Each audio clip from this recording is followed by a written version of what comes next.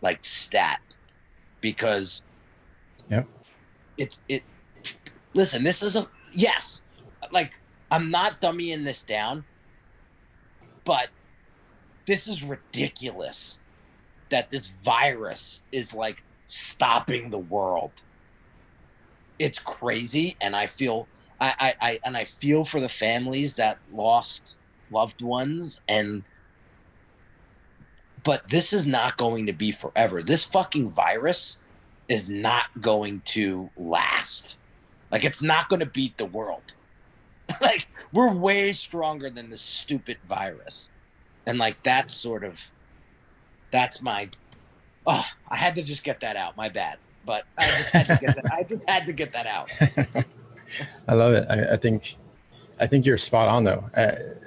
Everybody's trying to figure out like how to make everything stretch and make everything sustain themselves. Each square of toilet paper, right? Like they're in panic, extreme panic mode, and they're listening to all the panicky news, and they're trying to save whatever they have right now, but they're hoarding in vain. What they should be doing is proactive strategy for whatever business they're in, right? I mean, I think designers are freaking out right now, but Peter just said that he's getting constant calls that people need work done. People still have businesses to run, and they still need designers to do things for them, right? I'm sure, Frank, same thing, right? You still have people calling you and talking to you, and I was just chatting with one of my clients right now, and just like, hey, have you thought about this? Have you thought about this? Have you thought about this? Like, and she was just like, I need any ideas you have right now, because all we've been doing is stupid ads, right? I'm like, okay, well, we got to start thinking outside the box to get you guys some, build you guys some community right now and get ahead of this, because what's happening after this is going to be way worse than what is happening right now.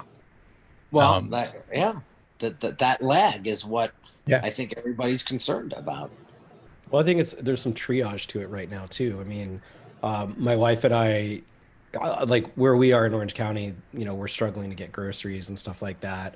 You can go to the store, but obviously you don't want to get out right now. The lines at Costco are like wrapped around the building, several times, and whatnot. It's bad. And then you go there and you're like, oh, we went out, risk getting sick, and there's nothing on the shelves. So we've been trying to support a lot of the like smaller restaurants and businesses in town that are doing deliveries and stuff like that. And it's like, hey, can we as designers help support them, not just financially by utilizing these services, but like what I've been seeing is the businesses that are being proactive about like, hey, we've got free delivery, we're discounting 25%, like help keep us in business, because restaurants have such a small profit margin. So they need to keep moving and going, otherwise they're going to go down. And those that are just hoping that people are going to assume that they're open aren't going to be the ones that are staying in business. It's going to be the ones that are getting creative. Like Chris just posted what the salad place is doing, Tender Greens. Selma's Pizza in my town, they're giving, before it was a full lockdown, you could come in and get toilet paper for $1, which is smart because now people want to come in and actually like order more food from you and whatnot. But there's like toilet paper with every order. They're doing delivery or, curbside non-contact pickup. They're opening up their supply chain. So their vendor, it doesn't have the same limitations that like grocery stores are having right now, or struggle getting everything in. And so they're like, hey, who needs pasta? Who needs, pasta sauce? So smart. Rice, things like that. And yeah, things are $1 or $2 more than they would be. And that's just how it is. I don't think they're doing it to get rich off of this. It's just stuff's a little bit tougher to get at the moment. It's like prison rules or something. Right. But, hey, that's amazing. If you really need something right now, here's an avenue and a place to go get it. And, I think people are rallying together. So go support these folks, see who you can help. Do you have a favorite like sushi joint near you? Like I was going to hit mine up, be like, dude, let me help you out on social. Like, I need you to stay in business because I love that sushi roll. I want to make sure after all this I can come back. I think, you know, we can be proactive about that and really help out. And it's important, like not just from being helpful, but like as a business, that's a great place to offer services. It's a great place to help other people out. There's going to be a lot of folks that are struggling right now. I was talking to my cousins. They run a Mexican restaurant here in Australia, and they're pretty fine and sort of planned for something like this to happen if, you know, if having runway or whatever you'd call it, but are in a financially stable place. Whereas businesses around them that are in hospitality, coffee shops and things like that, they're on like week to week, like money in, money out, money in, money out. And they're the kind of businesses that will just, you know, go under within 2 weeks. If like here, you can still go to restaurants and cafes and things, but it's limited to less than 100 people. And you now have to have your own 2 by 2 square meters, which is probably like, I don't know, 4 or 5 feet by 4 or 5 feet kind of thing for you guys, space within a venue to stay, you know, away, and we're calling social distancing. And it's kind of crazy. And they were just like, I don't know what we'll do if this goes for more than 2 or 3 months. And I don't think many businesses will know what to do if this continues for 2 to 3 months. I mean, I even look, and this, I don't want to bring a big downer to this, but I even look at my like retirement fund at the moment, which we call superannuation, and the money is just every day. It's like it's $1,000 less every day. Yeah, Frank, don't even look. That's what I said to my wife. Tuesday. I went out to my wife yesterday. I was like, "It's gone down $3,000,000," and she's like, "Just stop looking at it." I was like, "Okay, fine, just." I took a peek this morning. Yeah, not feeling good about it. Yeah. Dude, I my Acorns account is, but here's what I'm doing. Like, so I have a pretty savvy financial advisor, and, you know, basically what he told me was, don't stop contribution. Like, if you're able to do it, continue to continue to contribute. But like, if you got $100 in the bank, don't contribute, right? Like, that's just me being you know, facetious. But like, I am still going to live off of 70% of my earning, and 10% of everything that I earn is gonna go in that account. And I'm just, because he's like, listen, if you continue this path, when this upswing comes back, it's like you're gonna freaking go out of the freaking stratosphere. So so I'm just gonna continue, because I have runway. I'm good. Like, and my wife works. She's really high up in a very big corporate organization. So like, we're financially square, but I'm looking at what people are saying a year, people are saying 18 months, people are saying 6 months. Like, woof. Like you said, Frank, like that's going to dip into a lot of runway and a lot of savings and investments that we've, you know, worked hard to contribute to. So, but I look at it as this: it's going to go back up. I mean, look at what it was doing for the past 18 months. I mean, it can't go up forever. Yeah, exactly. Right. That's the thing. Like, even here in Australia, I'm just waiting for like a bubble to burst, because everything was just too good in Australia. Like we pretty much avoided the global financial crisis in Australia, so much more than what America did and Europe, and we still kept in surplus in our government, but now it's going into deficit because of all this. We've had bushfires, we've had this. It's like, what next? Fuck you, 2020. But still, it's like hold my Corona. You seen that? Meme? It's like 29. We all thought 2019 sucked. Just wait. Yeah. But no, I mean, I think this might sound this doesn't sound empathetic, and like, forgive me for that ahead of time. But in a way, it's a correction that was needed regardless. Like, we've kind of all been waiting for this bubble to pop, and like, at least there is a direct action to it now, and that might prevent the next thing from happening, because like that just moved up the timeline, whether it was in 2 years or 4 years or whatnot, like it's happening now. And so we're getting that correction, which means that once we get through this, it will hopefully be better and more of a steady climb back up, rather than this like we're just waiting for something to go wrong. Yeah. Is there anything that we could learn from this experience that could help us next time? Like the next time this goes down? First one is runway. Like, you should know, like if you could have 12 months to be really unbelievably comfortable, at least, that would be the first game changer. Like that then negates you having to feel desperate about discounting your price, like we were talking about, you know, when we first jumped in here. And you go in with a lot more confidence about, you know, prosperity in the future, that you know everything's going to work out, you know, in a few months, and everything comes good, and you just kind of roll with the punches and see what you can do to help other people. But that would be my first big thing. The other ones is just to, I mean, for me, like in this current 3 months between now and end of June, which end of June is our end of financial year, I was going to be putting it aside to work on my business anyway. This just seems convenient at the moment to take the time and be afforded the time instead of having to keep up with clients and things like that. But I can see for a lot of people, they're just going to be sitting there doing nothing. Like I was on the phone to my sister yesterday, and she's in the creative industry as well. She works in an ad agency, and she's home doing nothing. She's like, I'm loving myself sick. I'm like, you could be doing something right now. Like I'm fucking sitting here right now, and it's 36 degrees, like, which is hot here. It's like 100 degrees for you guys. And I'm learning Webflow. And she's like, oh, I need to learn like probably something like this. I was like, well, okay, fucking do it. Here's the link. You know? Got all the time in the world now. Yeah, she's sitting there, and like, ironically, she was sitting there with a Corona. And I was just like, you bitch.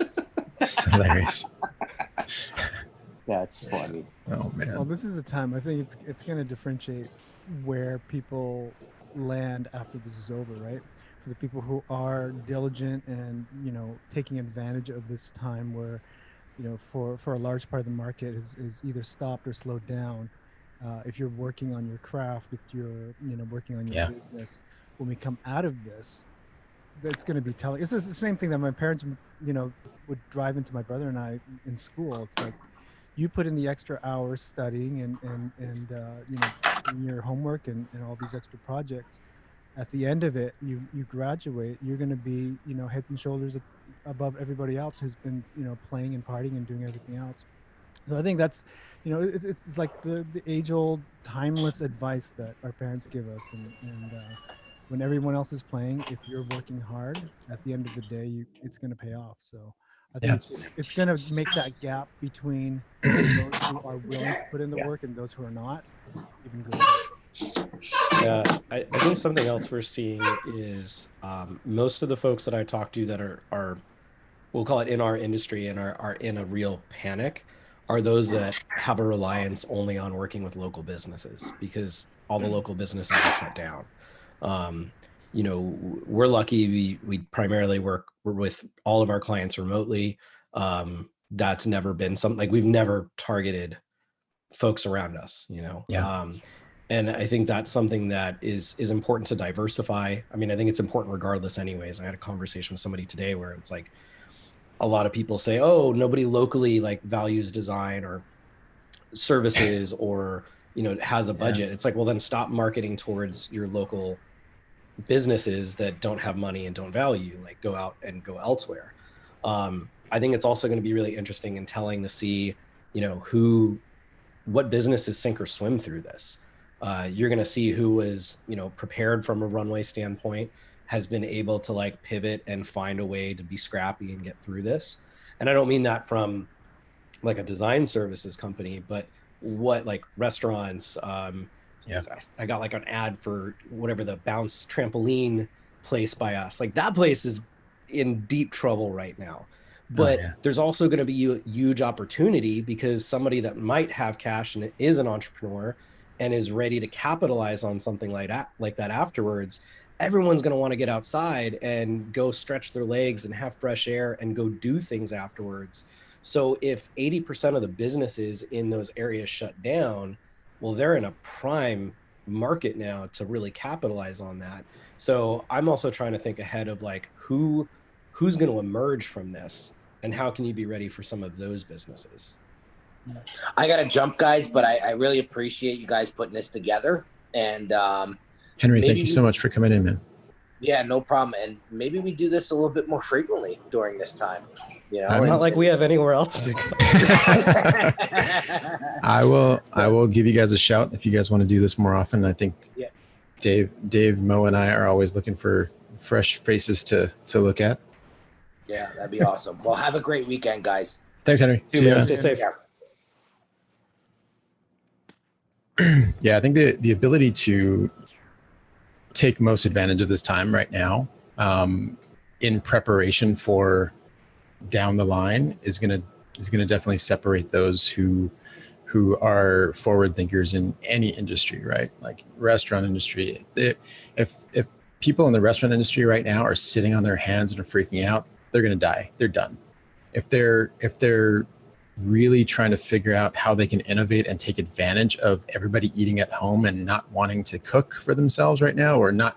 I mean, I love the idea that that restaurant was giving away like pasta and like rice, and like not giving it away, but selling goods, like selling raw goods. That's get it. Yeah, that is huge. That's amazing. Yep. Like, you know, like that is something that I hadn't heard yet. And I think that's a fantastic idea to build community, right? And I think right now is the perfect time to build community and to connect deeper with your customers, because they need connection right now. And that's a huge thing. Yeah, I think especially, I know we talked about just not being necessarily tied to local, but from a local standpoint, like at this pizza place, their food's not that good. I'm also Italian, so I have very high standards of the pizza place. But, you know, the food's not great. It's super overpriced. But you know what? They stay in business through that. Like, I'm going to try to support them and give them some business now. I would go back and support them afterwards because they went out of their way to help the community when people are really scared and worried. You know, it's something that people can set themselves up for success longer term if they can get through this. And those are the businesses that are being smart and innovative to survive right now. I'd love to like just kind of pose this to the group. I was talking to I have a micro group of strategists that we talk every week, but we're going to be building some content around this next week. But I just wanted to pose this to you guys. What do you think are some innovative opportunities that anybody in business right now could be doing? Would you state that one more time? What are some innovative opportunities that anybody in business could take advantage of right now? Like, instead of looking at the glass is about to be empty and, you know, we're about to die, instead of looking at that, it's like, hey, how can we make the most of this situation right now? Like, what do you think are some ideas? Like, I think that the good, like, sale of raw goods, I think is a huge, interesting idea that I hadn't heard of. It's very innovative and it's a big opportunity for them. Like, what do you think are some other things? What I've seen, because we have three young kids, and it's not like our life has changed all that much, because this is like 80%, 90% hasn't changed, other than, you know, the classes that they're part of. They're pulled out of that, obviously. But now, all of a sudden, all of these children's authors, illustrators, artists, creatives are coming out and live streaming activities, and, you know, live streaming, reading their books to the kids, like the actual authors of the illustrators reading these books to the kids. You know, some of these children's entertainers making paper airplanes or doing crafts, and doing it like Monday to Friday. So every day, 11, you know that so-and-so is going to be on reading a book or doing an activity or whatever. I think that model, and I'm seeing it sort of in other places too, like everybody now is on Instagram Live every day. Like, yeah, there's a ton of people. Yeah. So I think that's a great way to, even in our pro group, we have Ari Chung, who's a new member, come on, and seeing this as an opportunity for him to give freely from his, he's a children's book illustrator, teaching kids how to draw, teaching kids how to do comic book narratives and things like that. At the same time, collecting emails, it's not just one way, but it's, he's leveraging the situation to do good and also build his business. So I think there's things like that, clues where we see other people in other industries doing things that we can draw from. Anything else? I think it's very dependent on the business that you are. First and foremost, because you can be as creative as hell in whatever avenue that you have in your business. Like the first point would be as creative as you can. Before that, though, you need to have your house in order. Like if everything's just really not going to sustain itself in a week's time or 2 weeks' time, then you need to be focusing on probably that first. But if you do have the ability to stay top of mind in a way that keeps community, like we keep saying, and if it keeps people's attention on you in times where they're looking for some normalcy, maybe is making not fun or light of the situation, but still giving people an outlet that if they are at home, they want to feel like they're either heard or that they're a part of something, so they're not feeling isolated, because all this does is it makes us feel very alone when you're kept at home. So whatever you can do to negate that feeling, of that psychological feeling that we can all not avoid. And for us as freelancers, we know what that feeling is like every day, so it's nothing maybe new to us, but for those that are, it's like, how can we make this situation not feel as bad as what it is? If it's convenience of having delivery, if you're a hospitality provider, or if it's entertainment for your kids, or like I'm even thinking, like I got sent a couple of videos from a mate of mine that has been a client that's a personal trainer. I said, mate, can you shoot 3 videos for me of you with your shirt off doing some exercise that we could do at home, and just to make us all look like absolute flogs for not getting out there and doing something while we're at home, but then have my own kind of spin integrated into that to make kind of light of that situation, that just because we're at home doesn't mean that we're doing nothing. We can make light of the situation as best we can to stay positive, to stay active of mind, to be part of something that we're here and we want to be part of. And yeah, it just, I don't know, I don't like taking things too seriously in that respect. So it's kind of, how can you be creative in a sense that gets people on board? Like if you, I don't know, that reference before of being a business that was selling trampolines, like if you've got kids at home now, they've got nothing to do, I'd be saying, this is a perfect time to be buying a trampoline, because you've got kids at home that can't get out. If you have either a 2 by 1 meter area of backyard, or you have infinite space in your backyard, we've got you covered for all that kind of entertainment. It's how you adapt. And if you can't adapt, then how's your business going to survive in any case, be it big or small, when shit hits the fan? Like I kind of think if you can't be unique in your offering but also adaptive to situations, then you're just going to follow the crowd of people doing other things. Like, even that's probably fine. Like, you see a lot of people all talking about this. You see people that are all jumping on similar bandwagons to, how can I keep my hands clean, or what's the different things that I can do to step. It's like, we all know this shit. What can we do that's going to create something that's a different message, that still is unique to us, still is on brand for us, and still is what a customer is expecting of us as a business in times where they're looking for something that's normal, something that they can look to for leadership or whatever. So I'm like watching a lot of Seth Godin and Simon Sinek, and they're getting on Instagram lives and going, guys, just this is the time that you have to do this or this or this. Don't come to us with some fear and going, well, like the best thing I heard from Seth the other day was he basically said that if you do have fear, it's okay.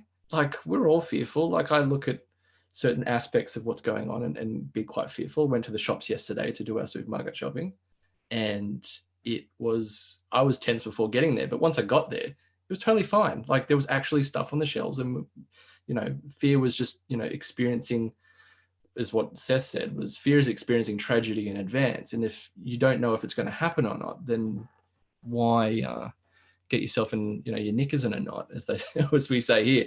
But acknowledge that fear and learn to dance with it, which was the opposite part that he said. How do you work with that fear to translate it into something that is positive, that is beneficial for your business in the long run? That was a really long waffle, sorry. No, it's all good. Hey, Jacob, how's it going, man? Hey, Murray. Sorry for the time confusion. No, that's all right. Like, I kept trying to figure out like what you were referring to, and then I remembered, I sent it in Hawaii time and not Pacific time. Like, yeah, you sent me the invite. I'm like, that happened 3 hours ago. Thanks for that. Sorry about that. Yeah. So what are you guys chatting about? The COVID, I guess. So we're just talking about what we can do kind of in this unique little time that can either help our businesses or even help our clients with their business, right? Like, what are things that we can do or think that we can do to maybe help people innovate during this time, to shift, I think, their mindset away from fear into maybe action. Yeah, I was going to share this cool story about I subscribed to a copywriter, and he shared this story about a restaurant. It was like a 5-star restaurant, like 4-course kind of sit down sort of thing, and they pivoted to just selling bagels and burgers, and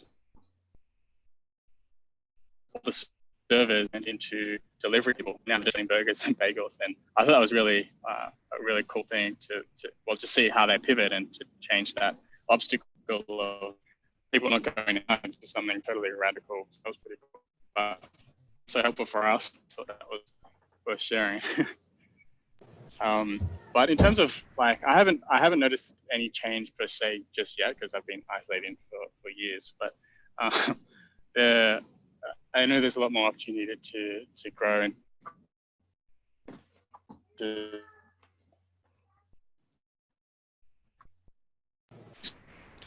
Lost him. Yeah, breaking up a little bit, Jacob. So I'm not in this way of joking. You're breaking up. All right, is that better? I just turned off my Wi-Fi.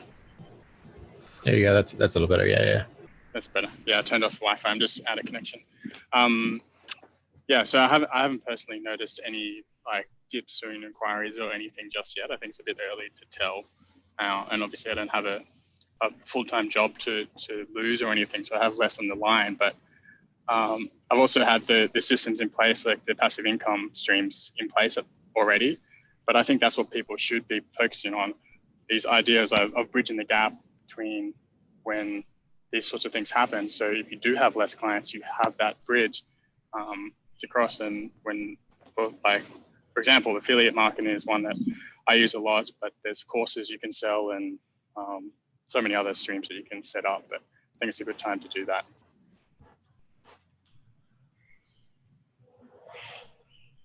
So that's my input. That restaurant pivot was cool. Yeah, we were talking about some other restaurants that were like maybe even selling dry goods and like pivoting from actually prepared foods to like unprepared food, right? It's like people need dry goods, people need like rice and pasta and whatever else they need. But yeah, like totally changing to like a very, very delivery centric model when you're a 5-star restaurant. That's pretty interesting. Yeah, for sure.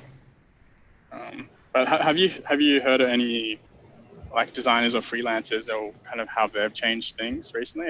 I've been pretty off Instagram, not too much recently, so haven't been on too much. So I haven't really heard of what people are doing. So do you have any insights there? Guys?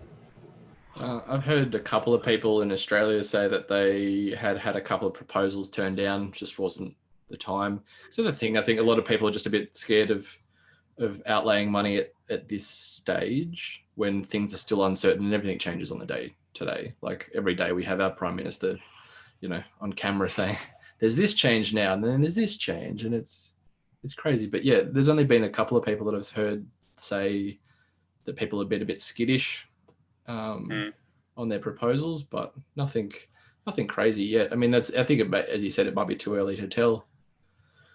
I think it depends Yeah. what kind of businesses you work with too. I mean, Sure. we've had some that are like, hey, we've selected you guys. We are going to go with you, but it might be in 2 weeks. It might be in 3 months. Like we're just kind of waiting to be cautious of things. So I'd say projects that are a little less like mission critical are getting delayed.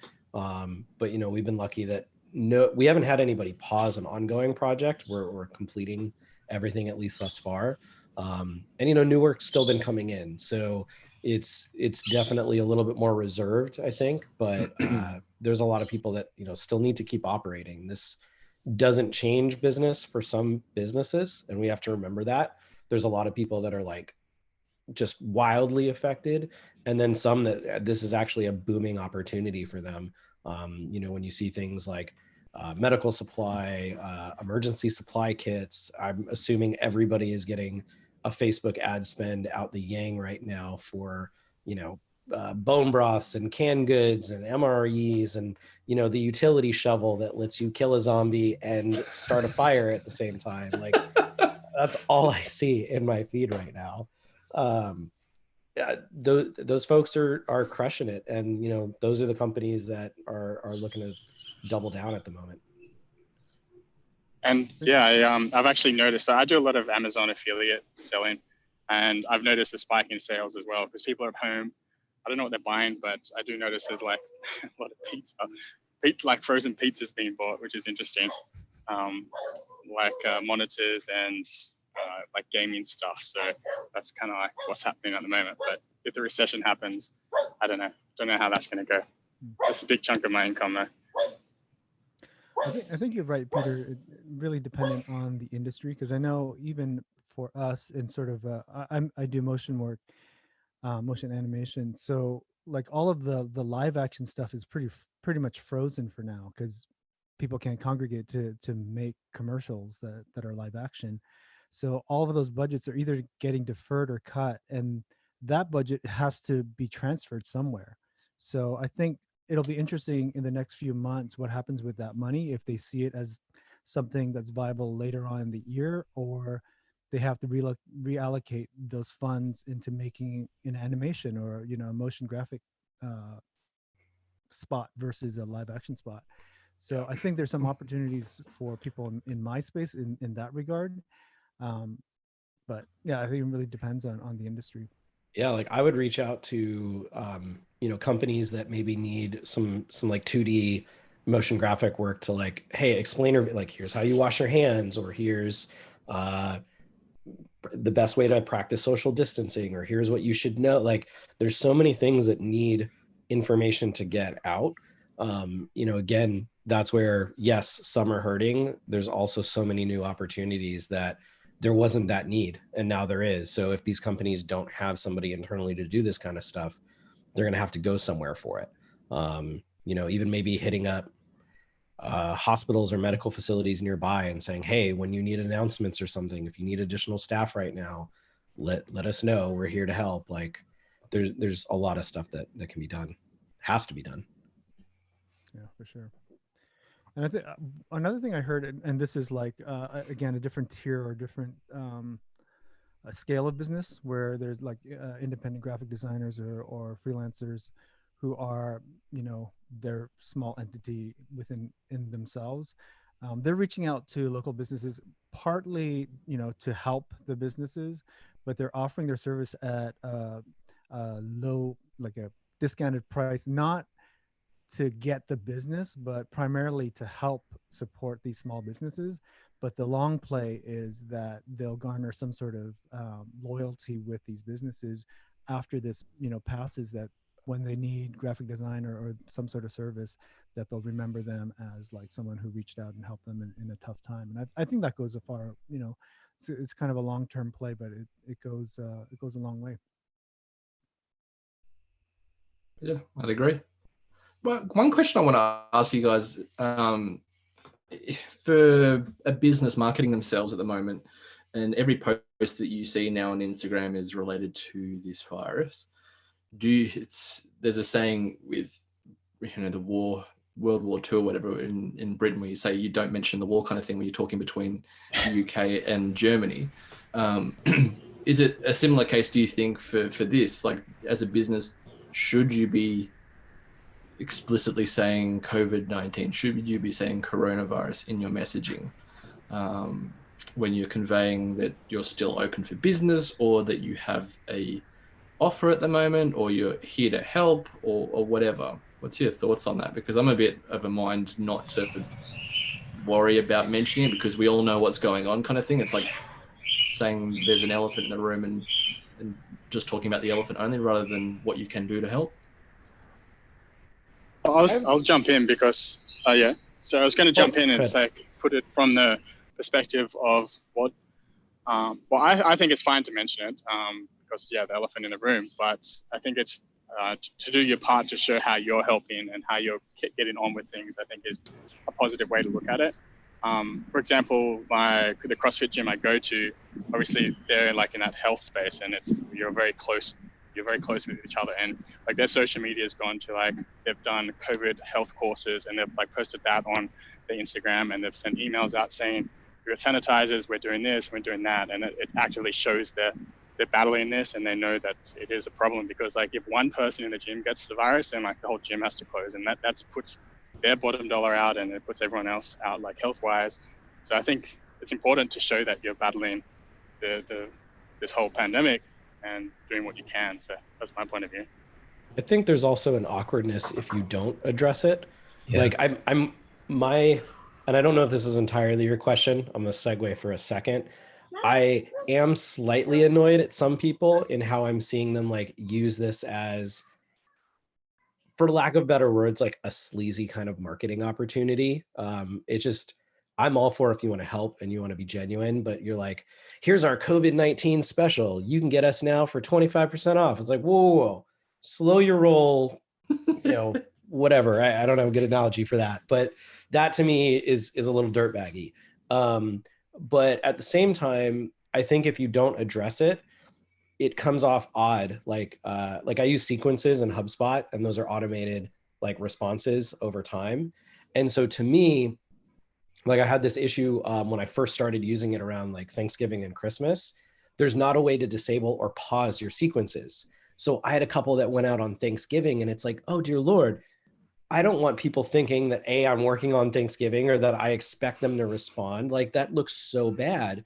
And somebody just posted on the HubSpot forum saying, how do you guys not have this feature? Here it is, like it's COVID-19 and I'm just messaging everybody like it's business as usual, and I look like a jerk. And that's where I think it's okay to be real and say, hey, yes, we're still open, we're normal, but we're here to support. Let us know how we can help you. Or yeah, I understand your business might be going through something.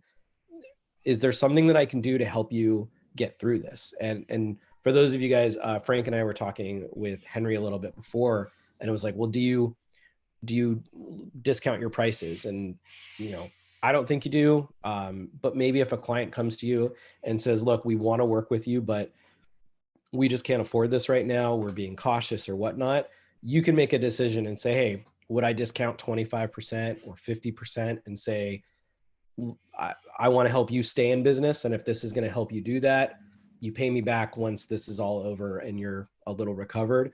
That might build an amazing friendship and business relationship and partnership. But you have to make those decisions for yourself, if that even makes sense.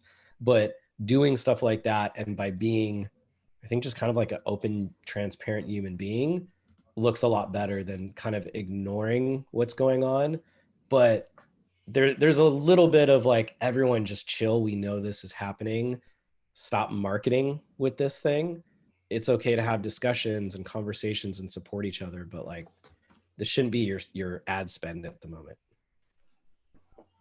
Yeah, I don't know if, like, for me, if I'm on Instagram or any social media, anything right now, and if there's two reactions I get, right? Either they're marketing using coronavirus, which I think is disgusting and ridiculous. And then there's the other thing where they're just feels like they're just completely ignoring what the world is going through right now. And that's the other thing. I'm just like, well, you're just doing business as usual.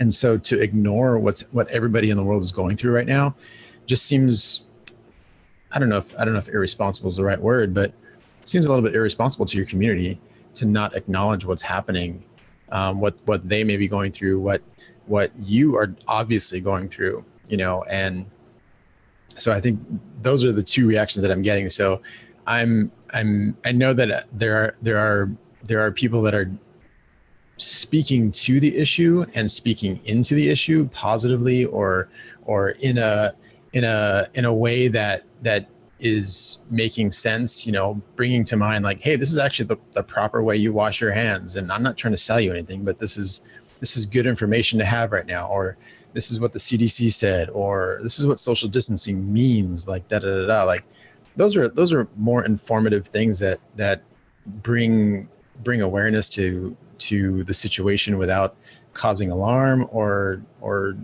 the other thing is like not ignoring it, right? So those have been my reactions recently. Yeah, something I've done it's a very subtle acknowledgement of things. Just in my sign off of every email before my actual signature, I just say like, stay safe, stay healthy. And like, it's again, just humanizing people to say, I care about you. I hope you're okay. Just, bunker down. And like, it kind of creates a camaraderie. Like we're all in this together. And you don't need to go like deep into anything. Yeah, that's I think just simple things like that, just acknowledging, what's happening, and those, four little words, stay safe, stay healthy, are huge, because people understand what's going on right now, and you show genuine concern for them, right? I think the reason why I probably brought it up was you look at the news, like if you watch news programs and you see like the whole ticker tape at the bottom of it, and it's usually got graphics with the virus looking, thing going around, and it's red and it's really alarmist. And then this isn't a diss at you, Mara, because your colors are red and black, so that's all good. But you see graphics that people wouldn't use typically in the way that they position themselves and market themselves, and you start seeing red introduced, and you start seeing these graphics, like, is it going a bit far to be alarmist? That's my kind of point in this, is that I see those posts. It's like, you wouldn't post this in a normal day. Does it need to be that extreme to make everybody realize that's what you're talking about? Like, does it need to be that explicit to get across the message that you want to convey, that is a sense of calm, that is a sense of logical thought in a time which is very illogical for many people? That's where I'm coming from, I think.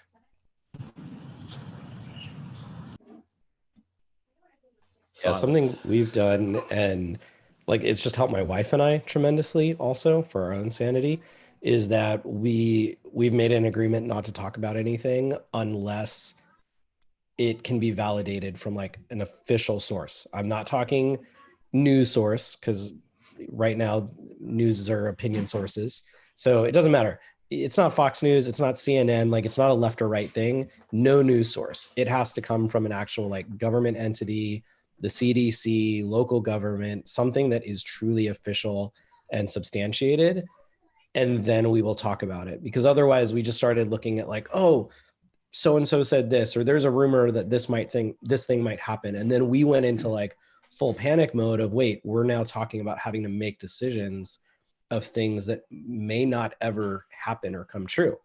Maybe some of them did, but like, we were going to a stress level and anxiety that was unneeded. So even just kind of halting it at that of, we need this in like truly official announcement capacity, that has been really, really helpful.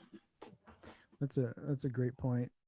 My wife and I have gotten into almost gotten into some hot water with that, because she's She's a little bit more cautious than I am in general. She's more OCD and just more on the cautious side than I am. And so she'll bring up something like we have a family WhatsApp group. And so her parents and her sister, it's actually her family side, but someone will post, her parents usually will post something that, you know, they got an email and it's usually some spam thing. So usually we ignore it. But then with the COVID stuff, her mom posted something about ibuprofen being a potential, you Yep. know, thing that actually makes it worse or spread faster or become more intense. And when I first read it, I was like, okay, this is just another one of those, whatever, you know. And so I didn't want to tell my wife. I never want to tell my wife, like, just chill out. Like, we don't know Yeah. if this is true. But I kind of hinted at that, and she was starting to get a little upset. And she's like, no, this is like, I have friends who are doctors and nurses, and they're saying the same thing. I'm like, are you sure that they're saying it, or are you hearing it from them, or you're hearing it second, third hand? Yep. And then lo and behold, like 3 days later, the World Health Organization put out the thing, you know, the ibuprofen thing. And I was like, okay, well, that's Yeah. true. But we don't know until like you said, until the real authorities, you Right. cross-reference it with them and make sure that that's really true or not true, right? Yeah. That's a good rule, not to Ye- not to maybe talk about this as much as we can. I'm lucky because my wife is a teacher and has her master's in teaching, but like was a I guess science major before that as well. So like she really gets all this stuff where I'm kind of lost, and I look to her for the answers. And she listens to a bunch of science and medical podcasts. And like I was telling Frank and Henry before, when we were making the decision about postponing Creative South, we were all like, nope, business as usual. We don't see any changes. Everything's moving forward. Like, we'll just be careful and cautious and whatnot. And that changed so fast. And it was even that morning that my wife was like, she's like, I almost said the words, if Disneyland closes, that's the sign. And then literally that same day, sorry, it was like later in the day, like 2 hours before we had our team meeting to decide it, Disneyland closed. And she's like, all the podcasts I listened to went from, hey, like, keep an eye on this thing, but everything's going to be okay, to like, wait, no, this needs to be taken very seriously. Here's the facts that back it up. Here's the research papers. Like, and when you have that kind of information, you go into it with a little bit more seriousness too, because everything else right now is very sensationalized, and it's difficult to, I don't know, wrap your head around it. You lose your mind. You start stressing and like, we need a year's worth of toilet paper and all the canned goods in the world, and like Amazon 2-day delivery is not fast enough anymore. And that's a dangerous place to live. I don't know if this is true, but again, another thing my wife told me was that the whole We're going to have a Disney thing whole was- episode on everything Dave's wife told him. She's actually not that bad, but it's just two examples. But one of them was that the whole Disney shutdown was prompted by the great aunt of Walt Disney, or sorry, great niece, great niece of Walt Disney, because she posted on Twitter or some sort of social platform, she's like, "What the f are you doing? Why are you guys still open?" And then I guess the powers that be at Disney were like, okay, time to shut it down. And the next day they made the announcement. I'm not sure how much of that is true or not true, but that's a story that's been floating out there. Next on DadPreneur, Dave's wife speaks. Peter knows because he's so close. He's definitely a Disney guy. We were supposed to go to Disney the day that they shut down. We ended up going like a couple days prior. And part of it was like, well, let's get in before stuff may go wild. And it was bizarre. I mean, there were people wearing masks at Disney. There was like probably a bigger crowd even, because I think people knew that this was maybe a last chance to get in for a while, or travel would be more difficult. So everyone's trying to get on Rise of the Resistance. And like all the staff members there, or cast members, were like, we don't understand why the park is so packed right now. And the lines were going like wrapping through the whole front area into downtown Disney. It was bizarre. I can't even imagine being there around just so many people. It must have been, just completely bizarre from all over the world. Like literally it's like, that's one of the things that people keep, asking, it's like, oh, how's it in Hawaii? It's like, yeah, it's not too bad yet, but you have to understand this is like a worldwide destination for everybody. We have people moving here from China daily. We have people from, flying from all over the world, every country in the world, to this place, this small little island with, hundreds of thousands of people in it, every day. And our whole job as an island is to entertain the world basically with stuff. So, just being a destination like Disneyland must have been nuts, but.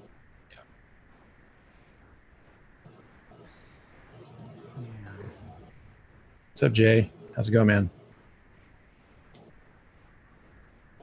What's up, guys? What's going on? How are you? Doing well, man.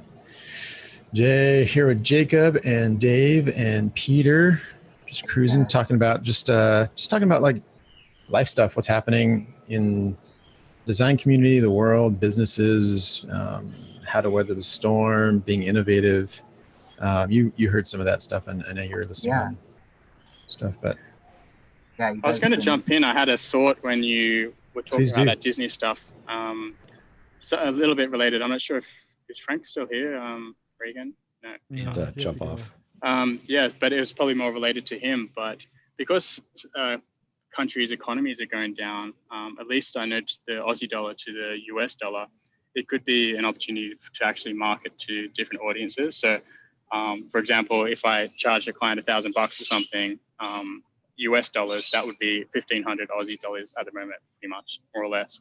So using that economy of scale to actually earn more money, it could be a good trick at the moment if you target different clients.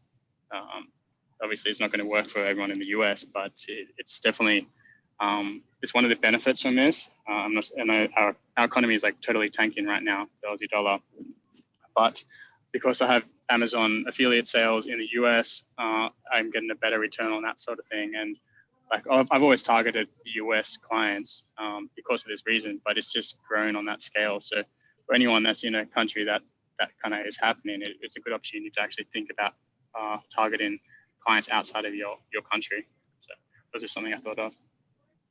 Yeah, exactly the same in Canada. I think we're probably on par, pretty close to par with you guys. Yeah, it's pretty frightening actually. Like it's gone down like 20% in a week or two, which is just unheard of.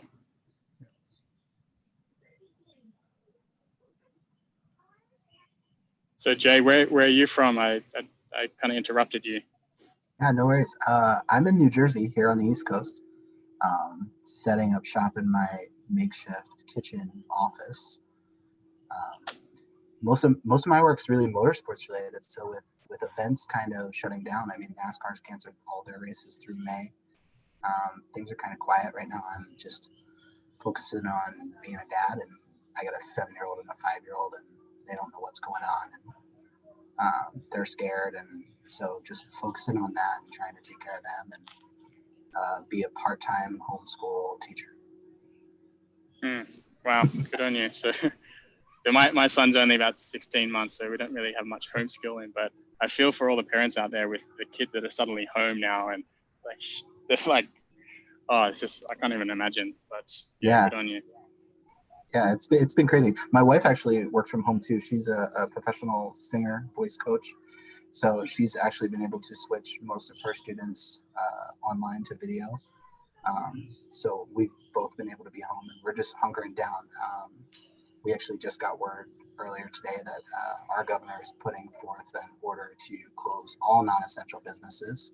So we're on lockdown pretty much.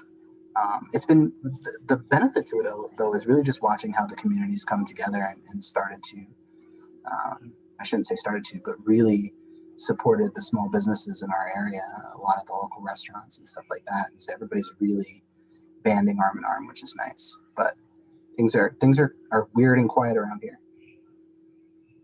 One thing that you said, and then I got to dip out of this to switch into family and dad mode. I know your kids are a little bit older, Jay. I think Dave and I have kids about the same range. I've got like 4.5, 3, and almost 11 months.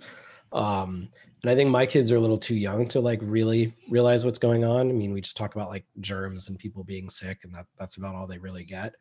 But I think it's important to, as fathers and as a couple, to, you know, kind of shield from the kids, depending on the age. I think you have to address it more directly, but you know, putting on a little bit of a face in terms of like not showing some of the concern or whatnot, because kids are very empathetic, and they can pick up and tell that uncertainty. Like, even though my kids don't totally get it, my kids are sleeping. Like I literally the last 3 nights have had one kid in each arm like this in bed. And, you know, that's been a change. And I can't think of anything that has prompted that other than they're picking up on some of those things. So my wife and I are trying to do a better job of like, when we talk about things, maybe it's more when they're asleep, or again, having factual information has helped my wife and I like communicate better on those topics as well. And I think that's just something that we as a family unit have to remember and try to set some, not a good example, but like, I don't know, being strong for them in a different way. I think that's kind of important. 100%. Yeah, I mean, they definitely, they don't know what's going on. So, I mean, we're just doing our best to be as reasonably honest as possible, I guess is really the best way to describe it. And not, I mean, kind of shield them from things, but also speak as honestly as we feel they can, because they are sensing stuff and they're getting scared. It's changed their routine significantly. So, yeah, it's, and what do you do? I mean, I don't know what's going on, so it's hard to help guide them in any way. We're just doing the best we can. Yep, I agree. But with that, I gotta jump out and switch into gear here. But you guys all have a great day. Stay safe, stay healthy. Thanks, man. Soon. Appreciate you guys. See you later, man. Yeah. Yeah. So yeah, I'm going to do the same. So thanks for the call, Mario, and thanks, the Jake. invite. Yeah. I'll see you soon, man. Peace out. Okay. See you later. I gotta jump off in a few minutes too. So Yeah, me as well. But I just wanted to kind of maybe even just prompt one last thing where, which I think we were going to kind of go into, just maybe some ways that we could continue to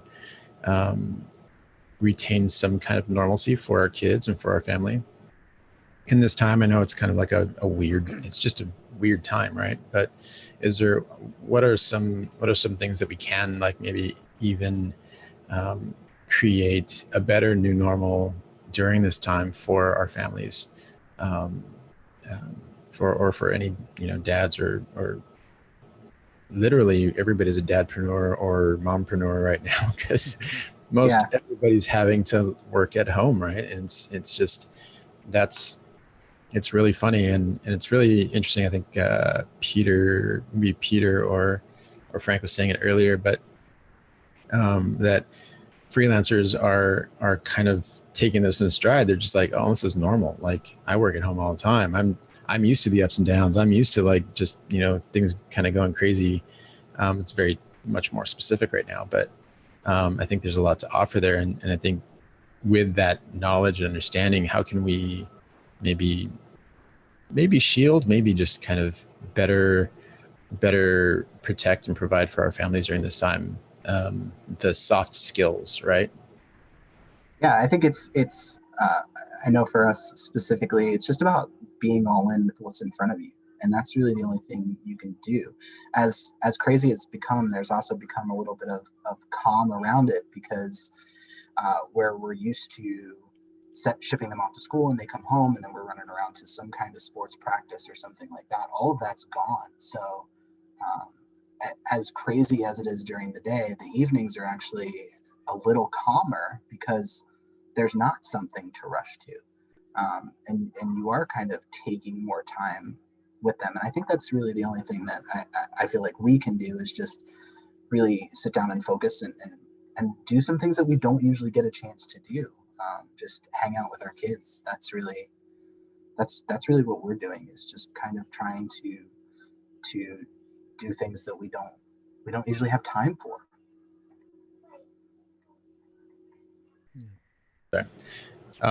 Like, even our church is fully virtual right now. We have like a bunch of different like meeting rooms and virtual chats going on and virtual meetings going on and happening, and we're still convening as a church through Facebook Live. Like everybody's like in their house and kind of just tuning into the Facebook feed and stuff like that. But I think there's even things that we haven't even done yet that I'd like to do, is like kind of even doing virtual play dates, right? Where like we're, my kids and Jay's kids and Dave's kids we're all gonna play like a similar game at the same time. We're gonna have a Zoom like game night, which I think would be kind of fun and stuff like that. So just making kind of looking at it as an opportunity again to spend more time with our kids and to change things up for them and stuff. But yeah, I've seen friends of mine who their kids have been like doing a Zoom book club and stuff like that, where they'll like read the same book and then 3 or 4 of them will get together and talk about it. And that's a pretty cool idea. I know my daughter's FaceTimed with a few of her friends and even used Google Classroom to send some messages and upload some pictures to her whole class and her teachers and stuff like that. So, and the teachers are really encouraging that, which is awesome. That's cool. Yeah, it's really neat. I mean, you think 10, 15 years ago, I don't know what type of situation we would be in under the same circumstances. But to be able to have them learn from home it's actually kind of cool. We enjoy it. It's been I don't want to say it's been fun, but I think there are definitely fun elements. A friend of mine was like noticing the other day that because everybody has to be home, and he went to the park with his kids. Like, we have really big parks out here in Hawaii. Like the natural part of Hawaii is like very important, so they keep very big parks available. So he's like he just saw pockets of families, like full families, very far away from other families, but all together at the same time and just playing and like kind of taking advantage of that time where they never have it because dad's at work and mom's at work and kids are at school, and this is like the middle of the day and they're all like playing soccer at the park because they have the opportunity to, so hopefully that's going to be a blessing to some of the community out there. Anything you wanted to add, Dave? No, I think those are great. Jump off. Staying connected with the technology that we have, getting outside, getting some fresh air. We have kind of a wooded area where there's trails and things like that, and everyone sort of seems to. There's an unspoken, understanding that we keep our distance. So when, someone's walking on a path, then you can kind of veer off a little bit so that you both have some space in between and things like that. So everyone's observing it, everyone knows, and well, at least from my experience.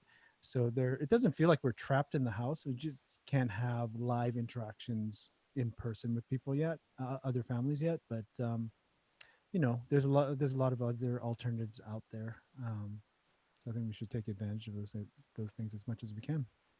Yeah, I'm always jealous of all the nice wooded areas that you're taking your kids on, and the cool little parks that you guys go to. Looks really nice out there. Yeah, it's nice out here.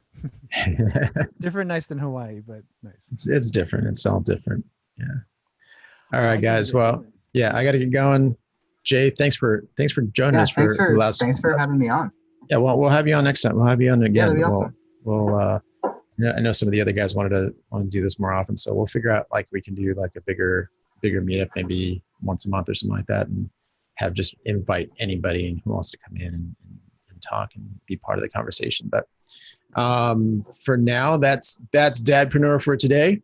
Appreciate you guys tuning in either YouTube or wherever you guys are right now. And Jay and Dave, I'll see you guys on the flip side, and hopefully Mo can join us next time too. All right, guys. Have a good day. Later, guys. I'll see you later. Bye. All